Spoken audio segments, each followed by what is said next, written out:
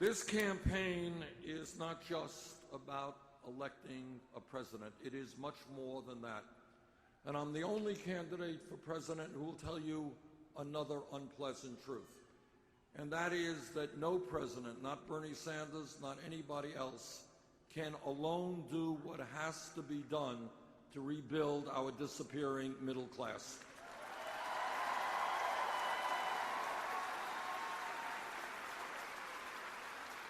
And this is why.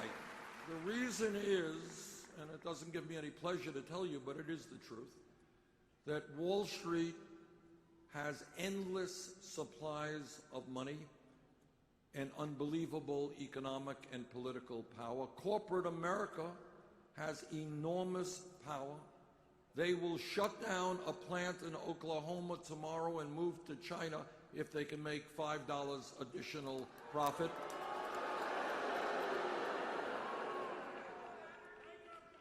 And the wealthy campaign contributors, you know, you read in the papers every day, candidates running to their wealthy campaign contributors to hear what they want. Those guys have enormous power. I worked in the United States Senate, and day after day you see legislation coming forward in terms of what billionaires want, not what working families want.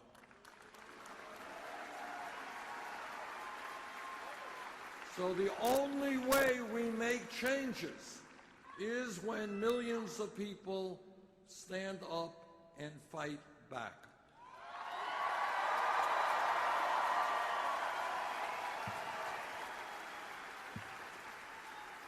And that is not a new idea.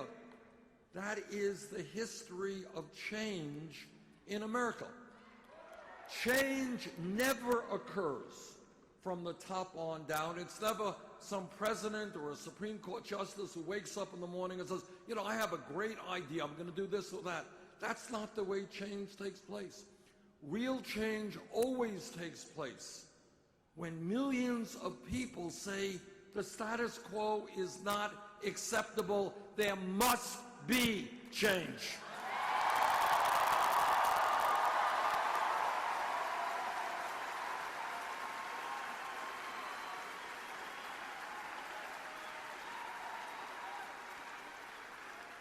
Corporations never said to workers, oh, you want to form a union? Go for it. Workers had to strike and struggle, sometimes get beaten up, sometimes get killed, to say, you know what, we're not animals. You got to treat us with human dignity. We want a union and collective bargaining.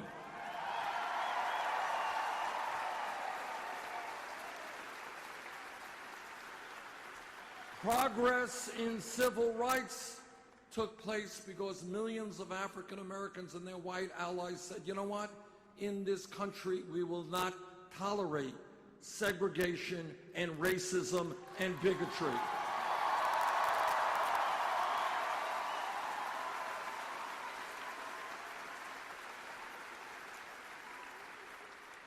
$100 ago, not a long time from an historical perspective, 100 years ago, women in America did not have the right to vote. They couldn't go to certain schools. They couldn't undertake certain occupations. But women went on hunger strikes, demonstrated, some of them died, fought with their male allies for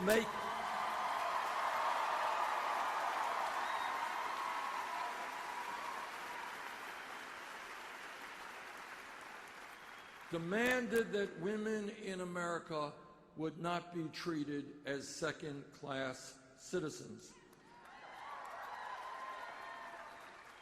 That's how change takes place. If we were in this room 10 years ago, which from an historical perspective is no time at all, and somebody here jumped up and said, you know, I think that in 2015, the Supreme Court will make gay marriage legal in 50 states in this country.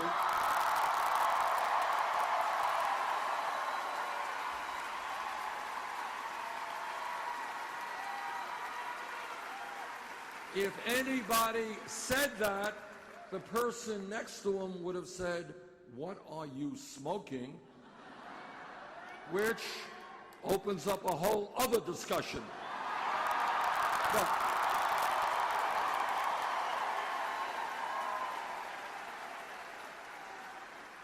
But that change took place because gay activists, along with their straight brothers and sisters, said that in America, people should have the right to love whoever they want, regardless of their gender.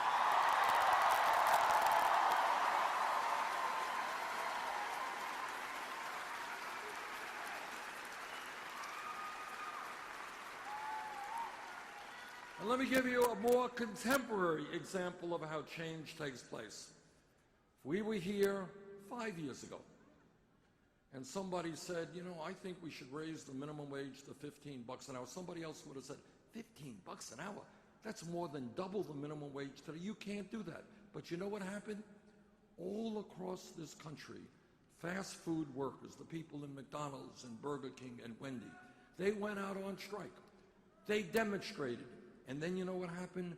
Cities like Seattle and San Francisco and Los Angeles and New York.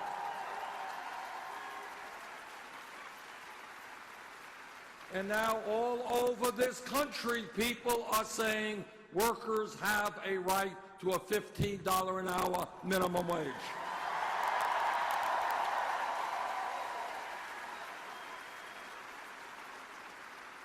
That's how change takes place. Change takes place when people stand up and fight back. That is the history of America, and that is where we are today.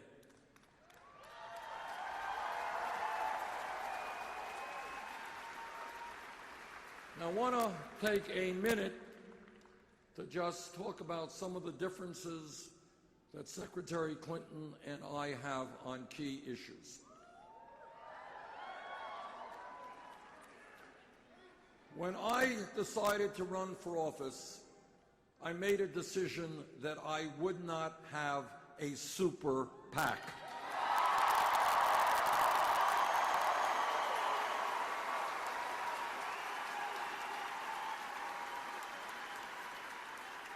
I do not represent billionaires or corporate America or Wall Street. I don't want their money.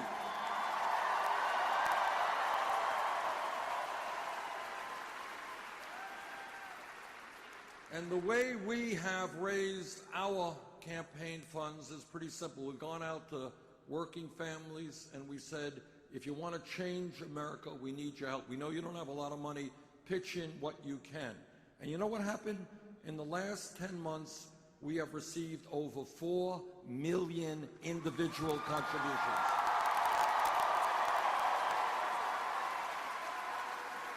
That is more contributions than any candidate in the history of this country at this point in an election.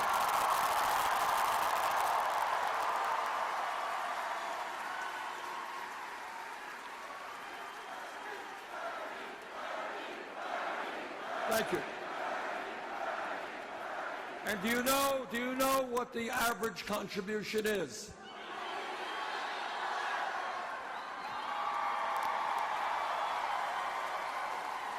It's $27. You're right. Now, you know what is revolutionary about this? And this is truly revolutionary. If you go and you look, watch TV and you hear all these pundits, what they will say, the only way you can raise money is by begging billionaires and Wall Street for money. That's the only. We have shown that if you're prepared to stand up for working families will stand with us.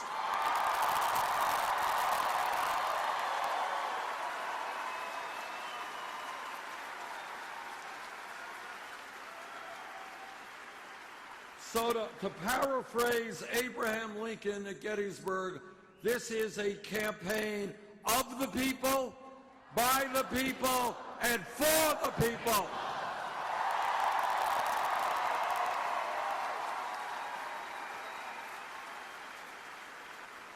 Now, that is how we raise our campaign funds. Secretary Clinton does it a little bit differently.